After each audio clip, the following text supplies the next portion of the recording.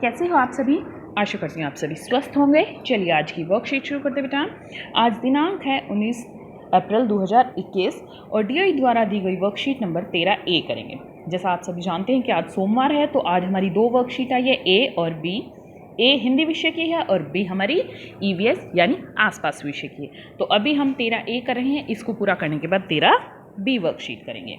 ये हिंदी विषय की है और कक्षा 4 के लिए। यहाँ पर साथ में आप ए, बी या सी लिखेंगे अपने सेक्शन। आज हम हमारी पाठ्यपुस्तक रिमझिम में पाठ है मन के भोले भाले बादल, एक कविता है, ये वही करेंगे हम। यहाँ आपको अपना नाम, यहाँ अपनी शिक्षक या शिक्षिका का नाम लिखना है। नमस्कार बच्चों, क्या आप बता सकते हैं कि आज हम किसके बारे में बात करेंगे? जी हाँ, आज हम अपनी किताब के पहले पाठ मन के भोले भाले बादल के बारे में कुछ बातें करेंगे। तो आइए इस पाठ को बोलकर पढ़ते हैं और देखते हैं कि बादल क्या क्या शैतानी कर रहे हैं। क्या आप जानते हैं कि बादल को मेघ, घन, जलधर, जलज आदि नामों से भी पुकारा जाता है। इन सभी शब्दों के समान अर्थ है। समान अर्थ वाले शब्द समानार्थी शब्द या पर्यायवाची शब्द कहलाते हैं। आइए कुछ और उदाहरण भी देखते हैं। सूर्य, सूर्य को हम कहते हैं रवि, दिनकर, भास्कर। वृक्ष, वृक्ष को हम कहते हैं पेड़, पादप, तरु। पानी, पानी को हम कहते हैं जल, नीर, पय। प्रश्न 1, नीचे दिए गए नीचे लिखे शब्द समूहों में उस शब्द पर गोला लगाइए जो उस समूह का समानार्थी या पर्यायवाची नहीं है। उदाहरण, आग, आग को अग्नि, अनल, रवि। तो क्या कहेंगे? अग्नि और अनल कहते हैं, रवि नहीं कहते हैं। दिन, अब यहाँ पर देखना है, दिन, दिन को हम दिवस कहते हैं, वार कहते हैं, दिवाकर नहीं कहते। जंगल, जंगल को वन कहते हैं, अरण्य कहते हैं। उद्यान हम बाग को कहते हैं, छोटे बाग। जो जंगल बहुत बड़ा होता है, बाग छोटा होता है, तो उसको हम उद्यान कहते हैं। नेत्र, नेत्र को नयन कहते हैं, लोचन कहते हैं, तन नहीं कहते। हवा, हवा को समीर कहते हैं, पवन कहते हैं, नीर नहीं कहते। नीर मतलब पानी। प्रश्न 2, कविता में बादलों के अलग अलग रूपों की बात की गई है। चलिए इनमें से किन्हीं दो रूपों के चित्र बनाने की कोशिश करते हैं। परियों जैसे पंख, परियों के पंख ऐसे से कुछ होंगे। ये आपको अपने सोचना है कि कैसे हो सकते हैं, तो सोच के बनाना है बेटा, अपनी इमेजिनेशन में बनाना है।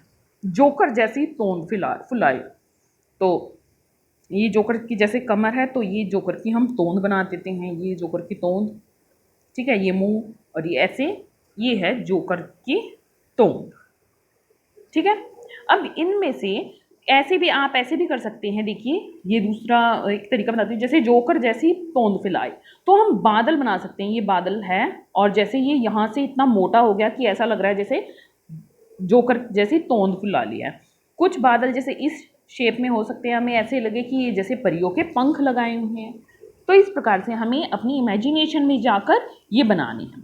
अभिभावकों के लिए सुझाव है, वृक्ष के समानार्थी शब्द दोहराते हुए बच्चों को घर में लगाए गए पेड़ पौधों में पानी देने के लिए प्रेरित करें। आज का कोविड का मैसेज है, अपने हाथों को साबुन और पानी से नियमित रूप से धोएं, तभी हम कोरोना से सुरक्षित रह सकते हैं। बेटा ये थी 13A।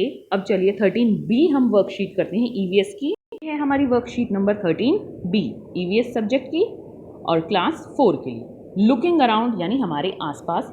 To much water, too little water, ये हमारा पार्ट है, उसको कर रहे हैं। यहाँ आपको अपना नाम, यहाँ अपनी टीचर का नेम राइट डाउन करना है। प्यारे बच्चों, कैसे हैं आप सब?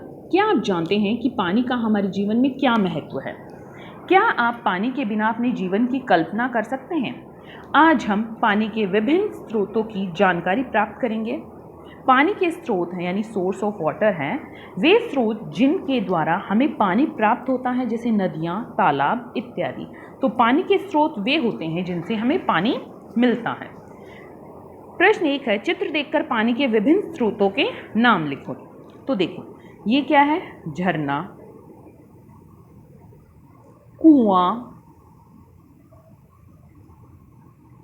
और तालाब। देखिए तालाब, ये नहर, तो ये हमारे पानी के स्रोत है जो इसमें दिख रहे हैं हमें। आगे देखते हैं, आपके घर में पानी का मुख्य स्रोत क्या है? तो हमारे घर में पानी का मुख्य स्रोत नल है। ठीक है, या किसी में नहर भी हो सकता है, किसी के घर में मुख्यतः नल ही अब पानी का स्रोत माना जाता है। बच्चों, जैसा कि आपने ऊपर दिए गए चित्र में देखा कि पानी के बहुत सारे स्रोत होते हैं। चित्र में दिखाए गए स्रोतों के अतिरिक्त कुछ अन्य स्रोतों के नाम लिखिए। तो कौन कौन से हैं इसमें देखो, एक तो पानी का स्रोत हमारे बादल होते हैं।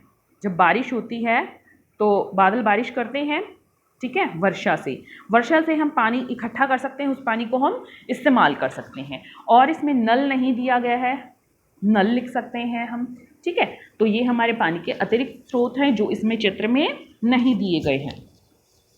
बच्चों, जल संसाधन बहुत ही मूल्यवान है, लेकिन हमारे दैनिक क्रियाकलापों के कारण ये संसाधन दूषित होते जा रहे हैं, जिससे जल प्रदूषण को बढ़ावा मिलता है। अतः इसे हमें रोकना चाहिए। जल प्रदूषण से अभिप्राय जल निकायों यानी वाटर बॉडीज जैसे कि नदियों, झीलों, समुद्रों, भूमिगत पानी, अंडरग्राउंड वाटर के दूषित होने से हैं। जैसे देखो, आप चित्र में देखिए, भाग 4 में चित्र में देखिए और पानी को दूषित होता देखिए कैसे हो रहा है। क्या हो रहा है कि इसमें ये यहाँ पर जानवर नहा रहे हैं, ठीक है, जानवर नहा रहे हैं, फिर इनमें कपड़े भी धोते हैं, और जो ये फैक्ट्रीज़ हैं, कारखाने हैं, इनका जो रासायनिक पदार्थ है वो नहरों में डाल दिया जाता है। तो इनसे जो हमारे ये पानी है, नदी, झील है, तो ये दूषित हो जाता है बेटा, इससे जल प्रदूषण होता है। तो हमें ये नहीं करनी चाहिए। अब प्रश्न 5 इसी से संबंधित है। नीचे दी गई गतिविधियों को पढ़कर सही व गलत का निशान लगाइए। हमें कपड़े नदी के किनारे धोने चाहिए? नहीं। कारखाने से निकलने वाले रासायनिक पदार्थों को नदियों व समुद्र में फेंकना चाहिए? नहीं। हमें नदियों व तालाबों में कूड़ा नहीं फेंकना चाहिए? बिल्कुल सही, हमें नहीं फेंकना चाहिए, नदियों व तालाबों में कूड़ा नहीं फेंकना चाहिए, कूड़ा जो घर है उसमें डालना चाहिए। गंदे नालों के पानी का निकास नदी में नहीं करना चाहिए, ये भी बिल्कुल सही है, क्योंकि नदी का पानी पीने के भी काम आता है और गंदे नाले का पानी अगर नदी में जाएगा तो हम बीमार पड़ सकते हैं। अभिभावकों और पूरी नदी उससे खराब हो जाएगी। अभिभावकों के लिए सुझाव है, बच्चों के साथ जल के सदुपयोग व बचाव के बारे में चर्चा करें, जैसे कि ब्रश करते वक्त नल खुला न छोड़े, और जितना हमें पानी पीना है हम ग्लास में उतना ही पानी पिए। ऐसा नहीं 2 घूंट पानी पिया और पूरा ग्लास भर लिया था, वो पूरा फेंक दिया, उड़ेल दिया, तो ऐसा नहीं करना चाहिए। और अब जैसे गर्मी आ रही है तो कुछ बच्चे क्या करेंगे, 2-2 3-3 बार दिन में नहाएंगे, फिर भी गर्मी लगती है, तो बेटा सिर्फ दिन में 1 बार नहाइए, या अगर आपको ज़्यादा लगती है तो रात को सोते हुए नहाइए। ऐसा नहीं है कि जब देखो आप पानी ही ख़राब कर रहे हैं, नहा रहे हैं, तो उससे कोई आपको गर्मी कम नहीं लगेगी, वो थोड़े से समय के लिए आपको गर्मी कम लगेगी, बाकी आपको फिर से वैसे ही लगने लगेगी। तो इसलिए हमें पानी इस प्रकार बेकार नहीं करना चाहिए। आज का कोविड का मैसेज है कि जब भी हम घर से बाहर जाएं, हमें सोशल डिस्टेंस मेंटेन रखना चाहिए, तभी हम कोरोना को हरा सकते हैं। आज की वर्कशीट यहीं पर खत्म होती है बेटा, फिर मिलते हैं एक नई वर्कशीट के साथ। तब तक के लिए अपना ध्यान रखना। धन्यवाद।